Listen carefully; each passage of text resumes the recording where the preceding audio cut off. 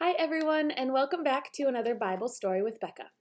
If you can remember, last week we read a story about a very strong and brave woman in the Bible, and her name was Deborah.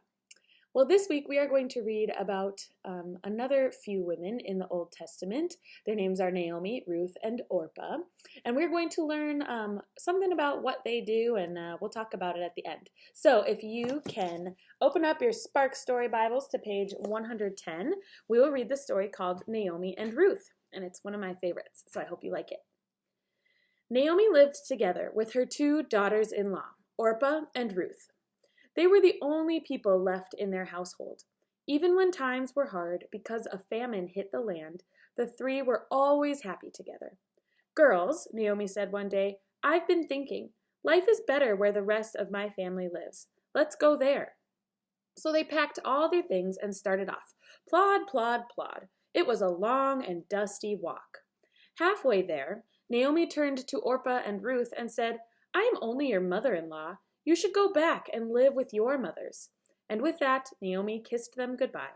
But Orpah and Ruth cried, "Boo-hoo, we don't want to go back. We want to stay with you."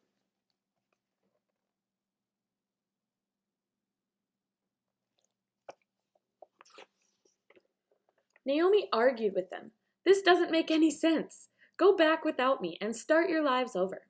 Dab, dab. Orpah dried the tears on her face and turned around on the dusty path, headed for home. But Ruth stayed with Naomi. "I can't leave you," Ruth said. "I will go where you go. I will live where you live. Your people will be my people, and your God will be my God." Ruth loved Naomi no matter what, just like God loves us no matter what. Naomi saw that Ruth meant what she said.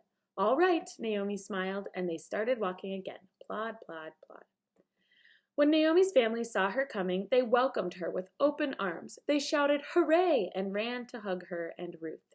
"Welcome home," they cried. Naomi and Ruth started their new life together, caring for each other, just as God cared for them.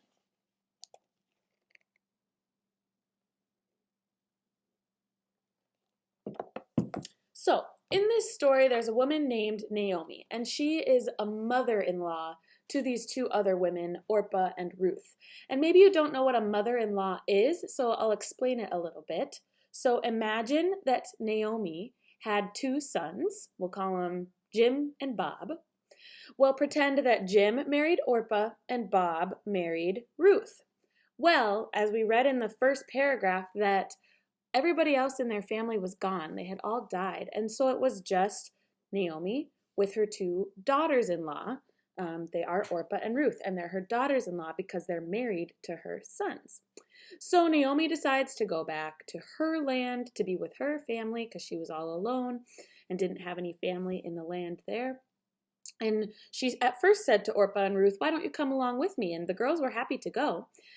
But halfway along on their journey, she thought, "You know what? You should go back with your mothers. Be with your family. You don't have to come with me." And Orpah agreed. She said, "Yeah, I want to go back to be with my family." But Ruth decided to go with Naomi, which I think is really sweet and shows her love for her mother-in-law and just her respect for her. So I want you to talk a little bit about this story with your families and answer this question.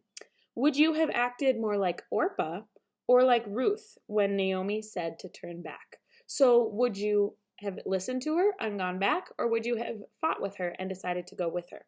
And why would you do that? So take a couple of minutes to talk about that with your families, and we will be back again next week with another Bible story with Becca. Have a good week, everyone. Bye-bye.